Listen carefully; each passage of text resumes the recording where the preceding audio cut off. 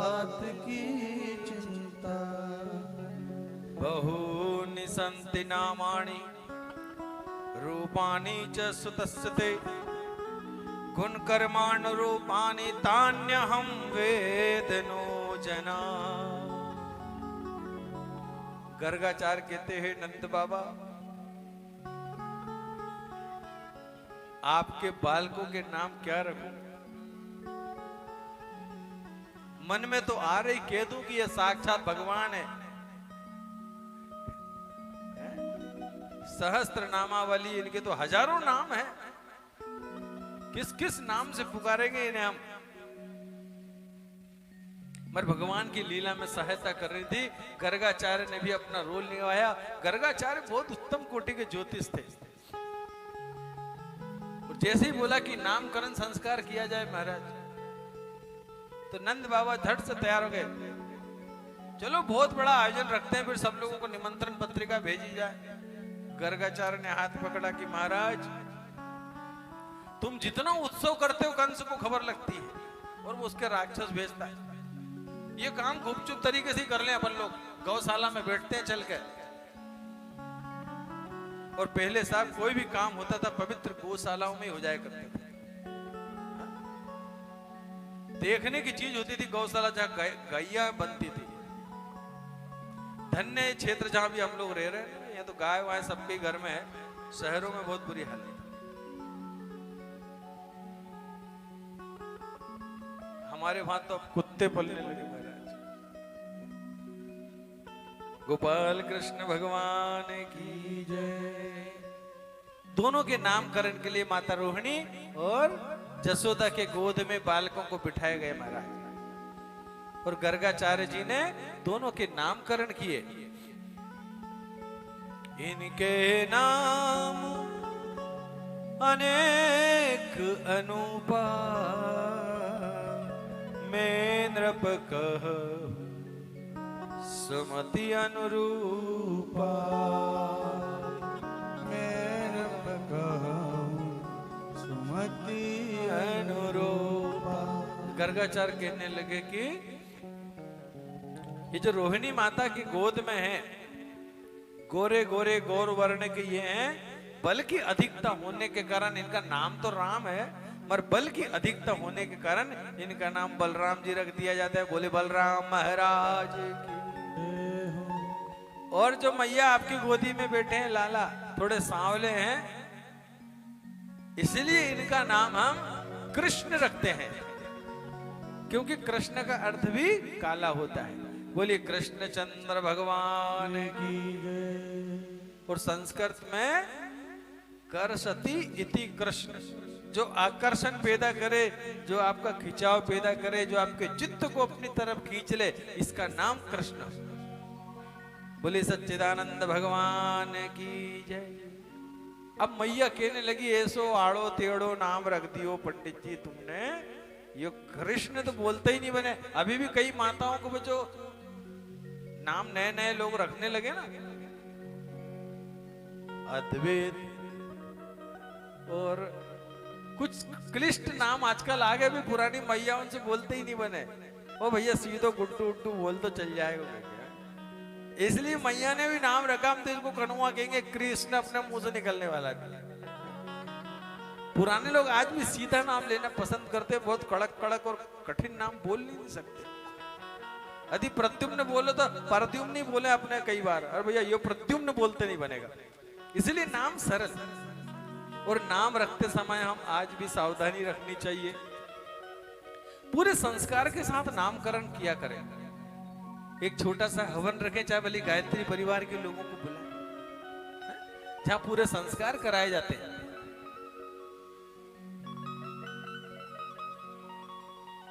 और विधिवत कोई अच्छा नाम रखें, भगवान से जुड़ा हो, क्योंकि अब तो ये सब नाम गायब हो गए। सब बाबूलाल, राम सिंह, राम प्रसाद, दयाराम, सीताराम, तो अब कुछ नए नाम आने शुरू हो गए।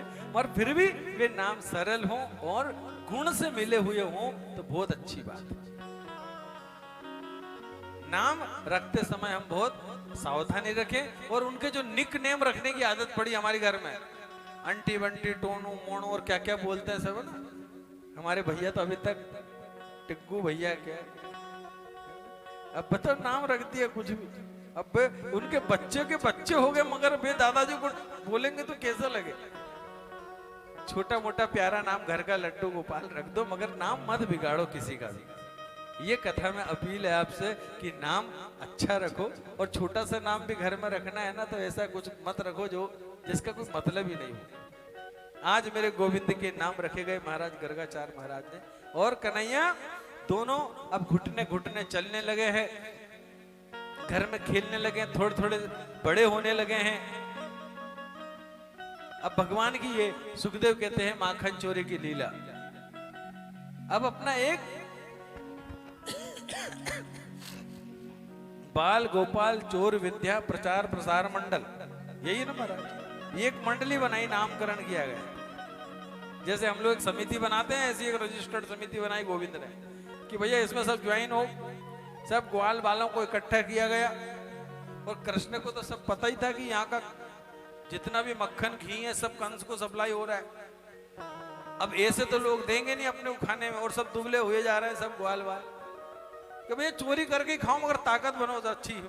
ताकतवर बनाना तो कोई योजना बनाई मेरे गोविंद ने, सब ग्वाल मंडली बनाई। और भगवान की लीला से चूंकि पूरे ब्रज में और पूरे गोकुल में जितनी भी गोपियां थी सब ऋषियों के अवतार ही थी।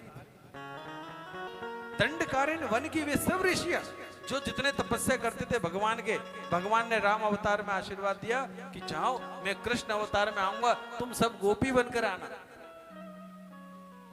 है ना। गोपी शब्द का अर्थ भी कोई महिला और स्त्री सूचक मत समझना, बड़ा साफ समझ कर जाना इस कथा से। जिस आत्मा की सभी इंद्रियां भगवान में निरंतर स्मरण करती रहती हैं वे गोपी हैं। गोपी हम हो सकते हैं, गोपी ये हो सकते हैं, गोपी ये हो सकते हैं। भगवान के चिंतन में जिसका मन सदैव लगा रहे वे सब गोपी कहलाती हैं। तो वो जो ऋषि सत्ताएं थी सब भगवान के प्रेम में होकर यह जन्म लिया और सब चाहती हैं कि गोविंद मेरे घर आए, मक्खन चोरी करें, और वे मैया को उलाहने देने जाती, शिकायत करने जाती। भगवान ने नाना प्रकार की अपनी लीलाएं उस ब्रज में गोकुल में की महाराज। महिलाएं शिकायत करने जाती माताएं यशोदा मैया को कि देख तेरे लाला को सबरे मटके फोड़ दिए और खुद मक्खन खाए तब तो ठीक है महाराज, मटके फोड़ फोड़ के आ जाता है, वो बंदरों को ऊपर से और बुला लेता है, बंदर भी खाते हैं। ये बंदर भी राम अवतार वाले ही थे। भगवान राम ने कहा भैया इस जमाने में तो पत्ता ही खाओ अपने साथ, अगला अवतार हो गए तो मक्खन मिश्री खिलाएंगे आपको, हमारे साथ आज चलना तब। तो गोविंद ने ये लीला बंदरों को खूब मक्खन मिश्री खिलाया। और अभी भी आप जब वृंदावन जो कोई भाई लोग जाते हैं उनको पता है वहां बंदरों का तांडव, चश्मे से उन्हें परेशानी है। आपका प्रसाद का झोला दिखा तो छुड़ा के भाग जाएंगे, या यूं बोलो कि तुम्हारे पास जो भी सामान है ना साथ में रहने नहीं देंगे। इसका एक अर्थ ये भी समझिए, गोविंद कहते हैं यहाँ लपेटने के लिए नहीं आए हो महाराज, यहाँ सब छोड़ दो, और तुम नहीं छोड़ो तो मेरे सैनिक खड़े हैं सब छुड़ा लेंगे तुमसे। इसलिए जब बंदर छुड़ा के भगे तो सोचना गोविंद ने कोई इशारा तो नहीं कर दिया कि मेरे पास ऐसी कोई चीज है जो मैं भगवान के चरणों में छोड़े बिना जा रहा हूं। मेरे राग, मेरी द्वेष, मेरी ममता, मेरी ईर्ष्या, मेरा भेदभाव वाली बुद्धि सब गोविंद तुझे अर्पण है। भक्ति भाव सब तेरे अर्पण, पाप पुण्य सब तेरे अर्पण, ले चल परले पार कन्हैया। हो गया इस जीवन में कितना समेट कर रखूंगा। और भगवान जैसे ही भगवान होते हैं जो बोलते हैं कि तुम्हारी बुराइयां लेने के लिए तैयार हो, छोड़ो तो सही। बंदरों से खिंचवा लेते, खींच लाओ इनका सामान। और तुम लोग 5-10 रुपए के बिस्किट पार्ले जी फेंकते और वो बेचारा वहां से फेंक देता महाराज। हम में से कितने लोग वृंदावन गए, जरा हाथ ऊंचे कर। रेड गांव में बहुत बढ़िया संख्या है, मगर आपसे वादा करता हूं और चाहता हूं कि कम से कम जितने लोग कथा में आए 1 साल के अंदर सब वृंदावन जाएंगे, हाथ ऊंचे करके बताओ जरा। 1 साल का समय दे रहा हूं। यदि भविष्य में परमात्मा कभी यहां बुलाए और मैं पूछूं तो एक भी हाथ नीचे न रहे, ऐसी मेरी प्रार्थना आपसे। आपको गुरुदेव की कसम, मेरे को पता है यहाँ कमजोर नस क्या है महाराज। हमको वृंदावन जाना ही चाहिए और बहुत जल्दी हमारे आराध्य भगवान राम का मंदिर बनेगा तो हम अयोध्या जी भी जाएंगे। हमारे प्राण आधार है। जय जय श्री राम। जय श्री राम। नारा बुलंद हुआ और भगवान ने और हमारी सरकार ने और मेरे गोविंद ने बहुत सुनी, हम सबके हृदय प्रसन्न कर दिए। हम इतने सौभाग्यशाली पीढ़ी में हैं जो 500-600 साल की समस्या थी, उसके साक्षी बनने का हमको मौका मिला, हमारा जीवन धन्य हो गया। हमारे चले जाने के बाद कोई कहता है कि राम मंदिर बना तो इस जीवन का कोई मतलब नहीं होता महाराज, और 101 साल पैदा होकर मर जाते तब भी कोई मतलब नहीं था। इसलिए ये जो जन्म का समय है हमारा, ये बहुत अच्छी घड़ी में हम लोग जी रहे हैं। बहुत खुश रहे कि हाँ, अरे अपने से बड़ा कोई भाग्यवान अभी धरती पे पैदा नहीं हुआ है जो हमारे सामने प्रभु राम का मंदिर बनते देखेंगे। तो वादा पक्का है हम सबका कि वृंदावन जा रहे हैं। एक बार हाथ फिर से ऊंचे करो, क्योंकि ये गुरुजी देख रहा है, मैं नहीं देख रहा हूं। हाँ, बोले सदगुरुदेव भगवान की। इस तरह से वहां पर बाल लीला मेरे गोविंद करते हैं। और हमारे वृंदावन वासी इस बाल लीला को जो मटकी टंगी हुई देख रहे हो ना अभी, इस मटकी से कोई और अर्थ मत लगा लेना महाराज। बोले गोपाल कृष्ण भगवान की जय। ये मटकी बहुत काम की, सब कलश यात्रा में आगे लेके निकलती है, अंतिम यात्रा में भी आगे। तो कथाएं आपके जीवन की यात्रा का प्रतीक है। इसमें माखन मिश्री भरा, उसमें कुछ और भर के ले जाते हैं अपने, पर दोनों जीवन दे के जाती है, एक नई पहचान बता के जाती है। हमारी भागवत जी तो कहती मरने नाम का कोई विषय है ही नहीं। नैनम छिंदन्ति न शस्त्राणाम। कौन मरता है यहाँ?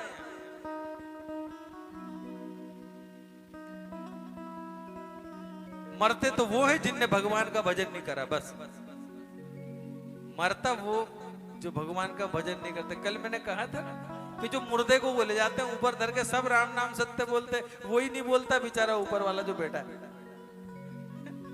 कैसे बोलेगा? मर गया। इसलिए संसार में जो जीते लोग हैं, जिनकी सांसें चल रही है, वे सब राम राम बोलते हैं, भगवान का भजन करते हैं। इसलिए खूब प्रसन्न रहा करो अपने मन में। अरे हम तो बहुत धन्य जीवन है भगवान, हम तो रोज तुलसी जी की पूजा करते हैं, दिया लगाते हैं, रोज प्रभात फेरी पर निकलते हैं, न जाने कितनी देर राम राम राम मंदिर में गाते हैं हम लोग। भगवान के भजन हो तो माता मंदिर तक इतनी माताएं पैदल चल चल कर आ जाती है। मैं तो इस भागवत कथा में आप सबका ऋणी रहूंगा। मुझे पता है गुरुजी का नाम सुन सुनकर आप सब आ रहे हैं, हमारी तो कोई विशेषता है नहीं, इसलिए हम ऋणी आपके ही रहेंगे।